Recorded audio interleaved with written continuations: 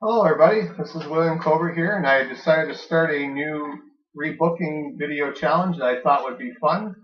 I'm going to do something I haven't seen on YouTube, but thought it'd be kind of cool, and it's rebooking the Undertaker streak. I thought it'd be fun to do something where you have to rebook every match in its legendary streak. You have to change every single opponent using the roster that was available at the time. And I wrote them all down from 7 to 31, and I hope you like them. And tell me what you think, who you would have booked or who you'd like to see. And this part 1 video is going to cover 7 through 11. So we'll do the first 4.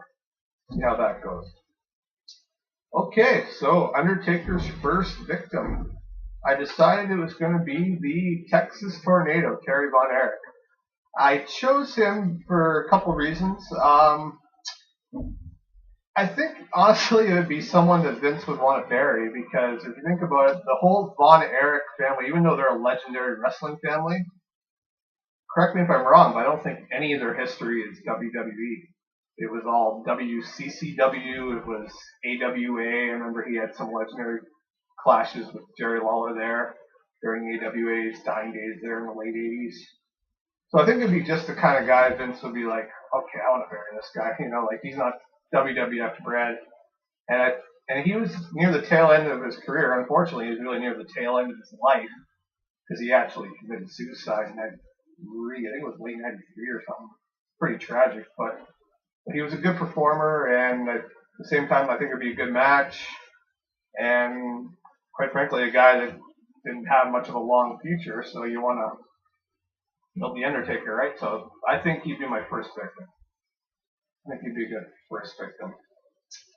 WrestleMania 8.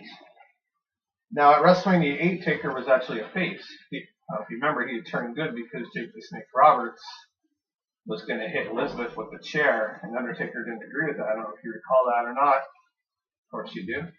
But Taker was, Jake was going to. Jake wanted to take out Elizabeth too. Taking out Randy wasn't enough. He had to take out Elizabeth. I don't know if you remember, but Jake was hiding behind the curtain in the backstage area. Randy and Liz were about to walk back through the curtain, and Jake had his chair up and he was ready to swing. And Taker looks at Jake and he goes, or Jake looks at Taker and he goes, "Whose side are you on?" And he goes, "Not yours." So I couldn't use Jake here, unfortunately. Which is one of my favorite WrestleMania streak matches of his, was Taker and Jake. Such a good, simple psychology match. So since Taker didn't have Jake to kind of help him turn face at that time, I decided to keep Taker heel and give him another veteran face to defeat. And so I chose a match that I thought would be decent, and another guy that's near the tail end of his career who ended up leaving WWE a year later, 93. I chose the Big Boss Man.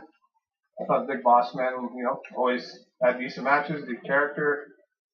I know they had a Hell in a Cell match for WrestleMania 15. It was kind of dull, but I think in 92, Boss Man would have been I think it would have been a decent little match and another way to keep the Phenom rolling in 92. WrestleMania 9. Talk about a transition WrestleMania. That was the year, a lot of faces from 92 weren't around in 93. A lot of guys, it was kind of like out with the old and with the new. You didn't see Hogan and Warrior and Savage wrestling as much, and there was new faces. It was Bret Hart, it was, Luger, it was the Steiner brothers. They were hot, But I did have Taker as a face here, and I put him against Bam Bam Bigelow. Bam Bam Bigelow, solid worker, and I tried to think of a way of how Taker would have turned face without Jake Roberts, and I think Ric Flair, before he left the WWF in January 93, would have been a nice, simple thing. Taker goes on this tear through 91, 92, and somewhere around near the end of 92, he gets named the #1 contender. This doesn't sit well with Ric Flair. Ric Flair's got to be the champion. Ric Flair's got to be the center of attention, right? So I think Flair would have enrolled Bam Bam to maybe help him a little bit. And Bam Bam wasn't even on the card. He was on the roster, but he wasn't on the card at WrestleMania 9 because he was supposed to have a match with Kamala, and for some reason they didn't even air it. It wasn't even on the show, and Bam Bam's a hell of a talent. I think he would have been a great first kind of heel for a fresh Undertaker face run in '93. And I think it would have been a good match, and definitely better than what the Giant Gonzalez provided him. And I liked watching Gonzalez, but not for an in-ring performer, not so much. So I'd have Taker go over Bigelow there. Now Taker missed 10 due to injury, so he was gone through most of '94. So we're going to skip to WrestleMania 11. And instead of facing King Kong Bundy, I chose a heel Lex Luger.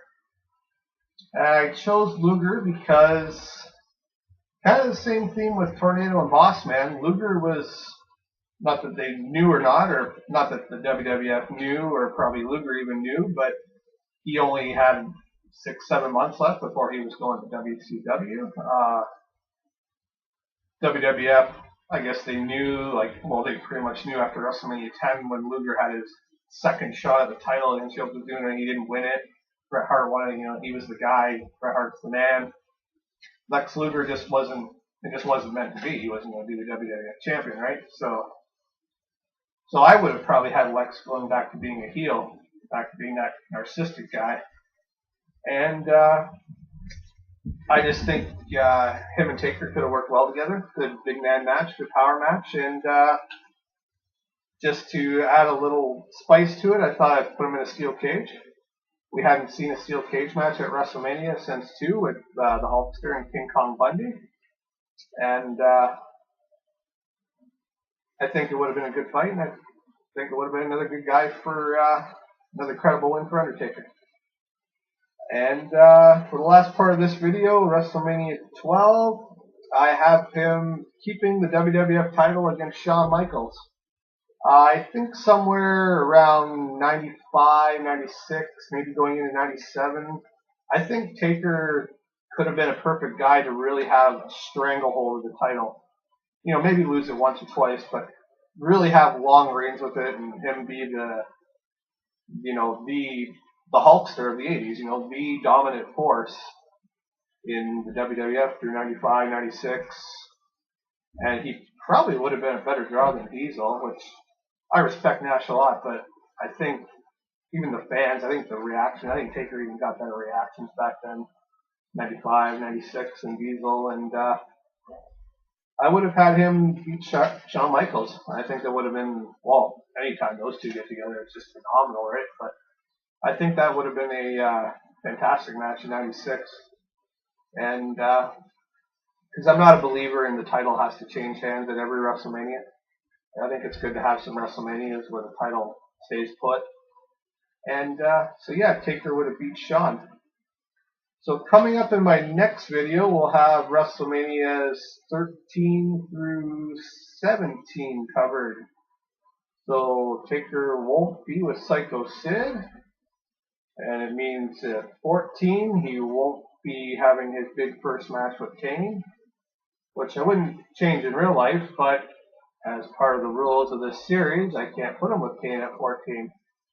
And WrestleMania 15, no Hell in a Cell match with Boss Man, but he's already beat the Boss Man. And WrestleMania 17, no Triple H. So I look forward to sharing that one with you. Thanks for watching. Let me know. Let me know who would have been your first 4 or 5 victims for the streak. I'd love to hear from you. Any comments, I'll gladly engage back with you. Thanks for watching. Hope you'll tune in to part 2. Cheerio.